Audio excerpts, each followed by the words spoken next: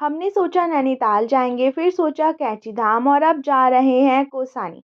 ऐसा क्यों? चलिए बताती हूँ पूरी बात कि हुआ क्या। Hello guys, welcome back to my channel.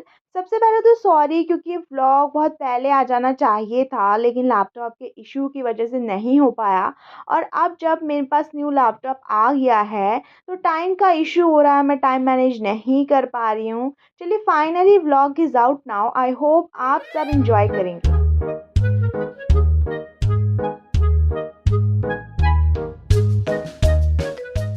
हमने प्लान किया नैनीताल जाने का। रास्ते में से मैंने अपनी फ्रेंड सपना को पिकअप कर लिया था। फिर हल्द्वानी में हमने लंच करा, हमने खाया इडली डोसा वेज पुलाव और फिर हम चल दिए नैनीताल के लिए।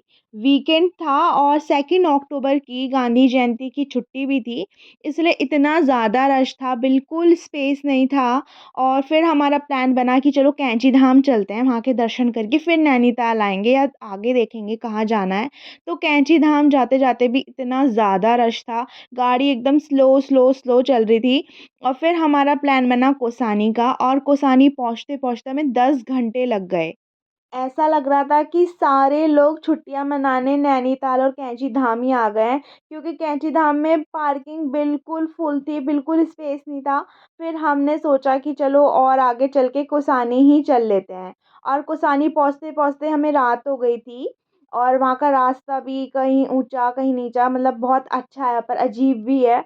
और फिर ये देखिए मॉर्निंग व्यू कौसानी का, क्योंकि रात में तो हमें कुछ दिखा नहीं। तो हमने सुबह उठ के सबसे पहले मैंने बालकनी से व्यू लिया और इतना प्यारा व्यू है यहाँ का। और यहाँ से ना हमारी बालकनी से हिमालयन पीक्स भी दिखती हैं, त्रिशूल, नंदा देवी और चौखंबा। और रात को यहाँ पे काफ़ी ज़्यादा ठंड थी। लेट नाइट हमने खूब सारी बातें करी और फिर हम मॉर्निंग में उठे तो 2 अक्टूबर थी। और कोसानी में ही गांधी जी का आश्रम भी है, तो मैंने सोचा कि चलो वहाँ पे भी चलते हैं। और क्या अच्छा इत्तेफाक हो गया कि 2 अक्टूबर के दिन हम गांधी जी के आश्रम में गए। और ये है होटल, और सारे होटल सारे रूम्स ऐसे पैक्ड थे। और वीकेंड भी था, तो इस वजह से हमें रूम भी नहीं मिल पाया, बड़ी मुश्किल से एक होटल मिला। तो और ये व्यू देखिए कितना प्यारा, और यहाँ की जगह बहुत ही ज़्यादा, मतलब शांति थी यहाँ पर। मौसम भी इतना ज़्यादा अच्छा था उस टाइम पे, अक्टूबर के टाइम पे इतनी ठंड थी। और अब तो बहुत ज़्यादा ठंड हो गई होगी। और फिर हम गए गांधी जी के आश्रम में। और गांधी जी का आश्रम थोड़ा सा ही दूर था यहाँ से, और गांधी जी यहाँ पे 2 हफ्ते के लिए रहे थे इस आश्रम में 1929 में। और गांधी जी ने इस जगह का नाम स्विट्ज़रलैंड ऑफ इंडिया भी रखा हुआ है। कुसानी का नाम द स्विट्ज़रलैंड ऑफ इंडिया। और ये है गांधी जी का आश्रम, इसे अनाशक्ति आश्रम भी कहते हैं, क्योंकि उन्होंने यहाँ पे एक बुक लिखी थी। और यहाँ का व्यू बहुत ही प्यारा है। और यह था प्रेयर रूम।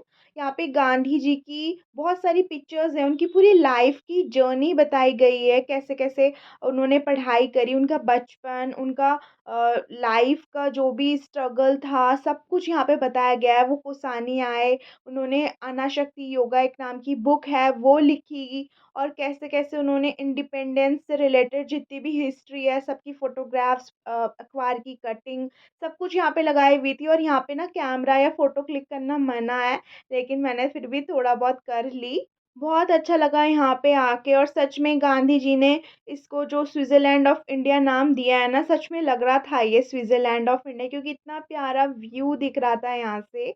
और यहाँ पे देखना, गांधी जी की एक पिक्चर है जिसमें वो बस से कुसानी आए हैं उस टाइम पे। और उस टाइम पे उन्होंने कैसे यहाँ के लोगों को एनकरेज करा कि ब्रिटिशर्स के अगेंस्ट स्टैंड लेना है हमें। और यहाँ का व्यू बहुत ही प्यारा है। यहाँ पे लाइब्रेरी भी है और पीछे ऑफिस भी है। और यहाँ का गार्डन भी बहुत अच्छा है। और यहाँ पे हमने खूब सारी फोटोग्राफ्स खींची, ठंडी ठंडी हवा चल रही थी यहाँ पे। और यहाँ पे गांधी जी के 3 बंदर का स्टैचू भी लगा हुआ है। बहुत अच्छा लगा। फिर कोसानी से हम निकल गए नैनीताल के लिए। और 2 अक्टूबर एंड 3 अक्टूबर आप सबको पता ही है फेमस क्यों है, आप सब तो जानते ही होंगे। वापस लौटते वक्त भी हमें बहुत रश मिला। बाकी की बात करेंगे अगले पार्ट में। Thank you for watching, stay safe.